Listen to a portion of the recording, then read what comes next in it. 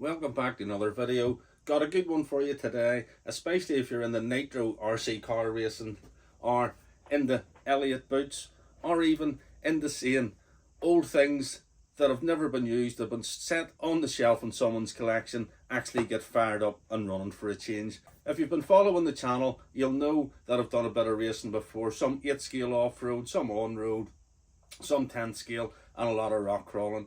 What you haven't seen is me actually racing Nitro RC cars. After having a go with a Buggies one a couple of weeks ago, I had to go and get myself one. So I want to give a massive shout out to David Gould. He had an advert for a Mugen for sale on Facebook Marketplace. I got in touch with him and it just turned out that he was a fan of the channel and he was absolutely delighted that it was going to feature on it. It was quite tight for time and I wanted to get it out on track. I did want to do a video of the full rebuild, but you're just going to have to make do with a few photographs. So again, David, thanks very much. Car all built, all new parts, like a brand new buggy, absolutely flying it is. And the powerhouse to run this beast, the 2015 Euros winning engine from Elliott Boots, a shelf queen of an engine, one that's been sitting on somebody's shelf as part of their collection, and I managed to snap it up. It was sitting on my shelf for quite a while, and you know what?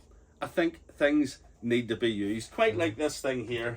Trexus UDR, I've wanted one for a long time. It's come along, full Vidavon build. It's sat on the shelf for over a year. Haven't used it, but you know what? I'm going to fire it up. I'm going to take it for a rip soon, so stay tuned. We're going to run that one. But in this video, it's about this engine.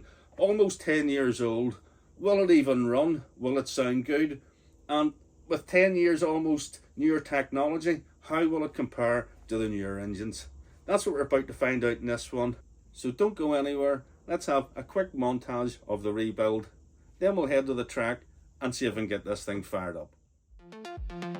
Although this Reds Racing R7 Evoke Euros edition is almost 10 years old, it is still in need of breaking in before we can actually take it onto the track. And what other way to get it broken in than to get a professionally oil bath?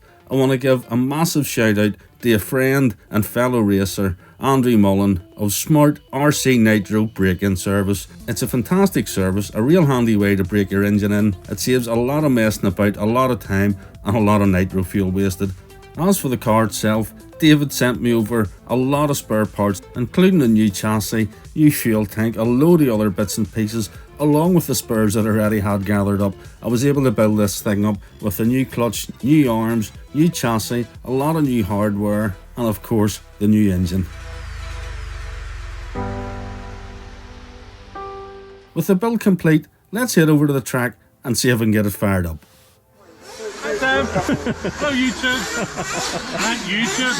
No, I am a tube, but yeah. Session 134 Norman Worthington. 12 laps completed. right at the Lap track. 10 for David Home. Not on it yet. 33.758 seconds. Let's go and see if it actually Lap runs. 2 for Kieran Scott. To prime the engine with fuel, cover the exhaust, bump it on the starter box, and that'll fill the car with fuel, ready to get her lit up. First bump 2, yeehaw! What's that? Hold on, I'd rather warm a second. Just it's the first that's been started, so it might not even run. Right, done a bit of tuning, had a few laps. It's set up for RCNI, which is dirt and soft, and this is actually lifting the inside wheel, so it's not ideal for Astro, but we're going to have a bit of crack. Just listen to that engine scream. Let's see if it performs just as well on the track. Will it stay running long enough?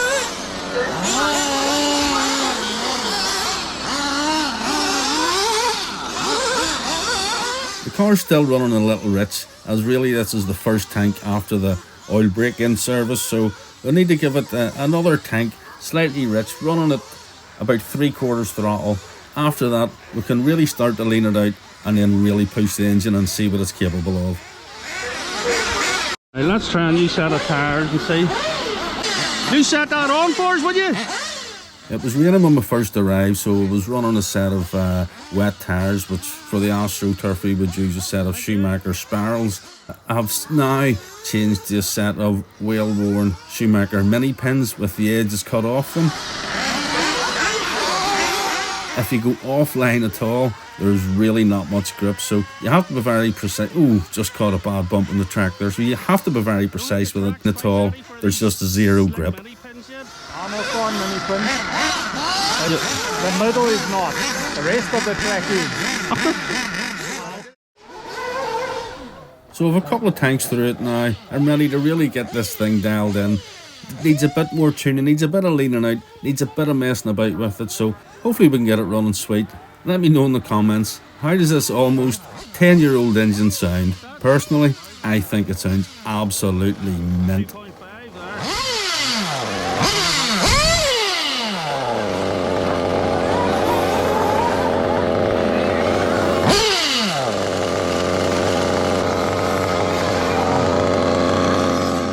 It's a real balancing act between the high speed needle, the low speed needle and the idle gap. It sounds difficult, but once you get your head around it, it's not actually too bad.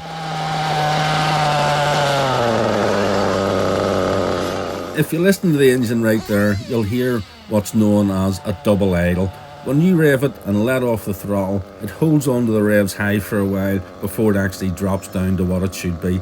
That's because the low speed needle is a bit too rich. There's too much fuel in the chamber and it's burning the extra off before it actually drops down.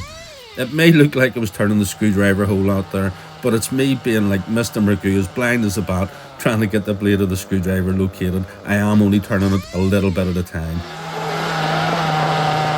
As you lean the low speed needle out, it then affects your idle will raise. So as you mess about with the low speed needle, you constantly need to mess about with the idle screw as well. But we're getting close. Let me know in the comments what you think. Is it running sweet, or would you do anything different?